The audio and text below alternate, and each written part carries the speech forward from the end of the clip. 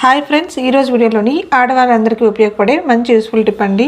అదేంటంటే వర్షాకాలంలో ఎండ సరిగ్గా రాదు కదండి. అలాంటప్పుడు మనం బట్టల్ని బయట ఆరబెట్టినా కానీ అంతా నీట్గా ఆరిపోవు. అందుకని మనం మడిచి పెట్టినప్పుడు వాటిలో నుంచి ఒక రకమైన ముక్కు వాసన, బ్యాడ్ స్మెల్ అనేది వస్తూ ఉంటుంది. అలా కాకుండా బట్టలంతా కూడా మంచి సువాసనతో ఉండాలంటే ఇక్కడ ఒక మంచి యూస్ఫుల్ టిప్ అండి. అదేంటంటే ఇలా ఇంట్లో పూజ రూమ్ లో వాడే అగరబత్తిని తీసుకొని దీన్ని ఒక పేపర్లో వేసుకొని ఇలా మొత్తం అంతా కూడా పౌడర్ అంతా కూడా సపరేట్ చేసుకోండి.